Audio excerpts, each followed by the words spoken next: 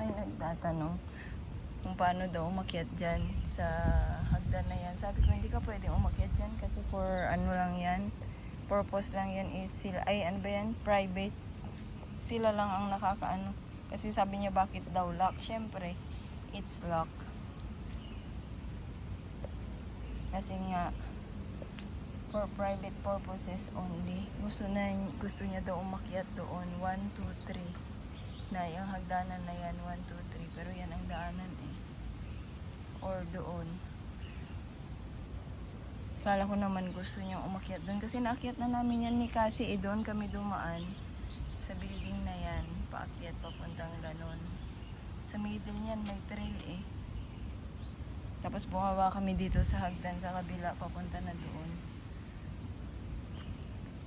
Nag-start kami dyan sa daanan. Dyan sa baba. May daanan dyan sa baba eh. Yan kaya tayo dumaan pa uwi still ngayon.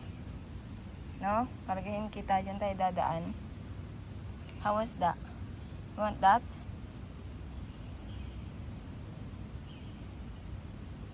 Ano na naman tinitingnan mo dito?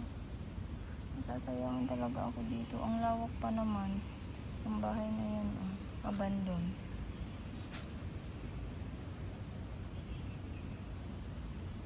Pwede yan paggawa ng pataas na building tapos dalawang block. I mean, dalawang block. Dalawang door na may tig dalawang kwarto. Yan yung plan yan. Maganda. Ikaw na. Lakad pa. Lakad pa. Sinabi ko kanina sa iyo, tara dyan sa ano, habang hindi pa siya nagbobola, di nakatakbo ka pa sana dyan sa loob. Ayaw mo. Jungle cat talaga tong aking pusa. Parang si Ibig ko rin. Jungle dog. Masaya sila sa mga ano. Masaya sila sa mga puno, daho, mga ganyan. Ang saya ng tatay niya, nag-message na, "Yay, happy cat."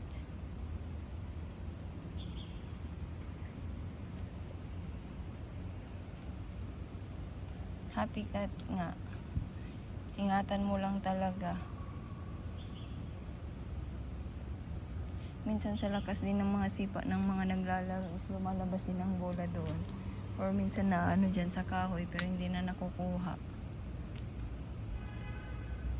There is no other way. O diba? Malawak pa ang lupa. Hanggang dyan to, hanggang doon. Kaya sayang. Parang ano pa to eh, old house kasi bricks pa. Tapos dalawang palapag. Western siguro ang may-ari niyan before. May chimney pa sila oh.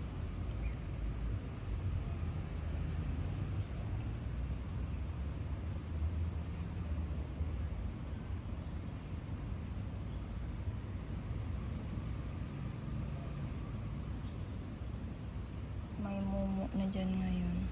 Joke lang. Wala naman siguro. Hindi naman natin ano talaga na walang mumu ang bahay. May mumu talaga. Pero depende sa mumu. Diba Estel? Depende sa mumu. Depende sa mumu. Ang ganda ng mga bato doon. Kita nyo yung mga bato. May bahay pa doon. Oh. Ang ano naman, ang boring naman kung ikaw nakatira doon sa bahay na yun. Oh. Doon din oh, sa tuktok. Peak. Old Peak na yata ito dito banda eh. Hindi ako nagkakamali. Old Peak at saka Hillsboro.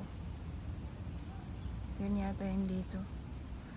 Hillsboro yata dito. Tapos Old Peak na dyan. Hindi ako nagkakamali. Kasi doon banda yung ano is ano na McDonald, Magazine Gap.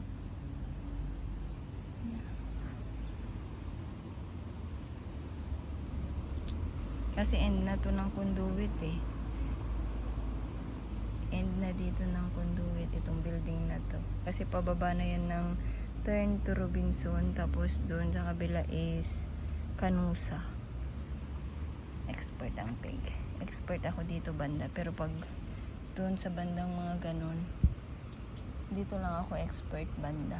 Talaga. Kasi dito lang din naman ako for my years staying here. From Bonham Road, napunta ako sa Bonham Strand, hanggang napunta ako ng Siongwan, hanggang napunta ako ng Kane Road, Glenally, hanggang napunta ako ng Conduit. So, wala talaga akong alam. Dito lang yung alam ko, central around papuntang Saingpon. Diyan lang ang mga alam ko. Pero pag lumagpas na ako ng Wan Chai, wala na akong alam. Ano yan, bebe? Lakad din ah. Na-stuck up ka naman dyan o kagatin ka ng lamok. Dyan ka talaga sa damuhan. Labas naman dyan ah. Kasi hindi ko ma-full tong aking bewang. Masakit talaga yung bewang ko, everyone. Masakit yung bewang ni Auntie Bebe.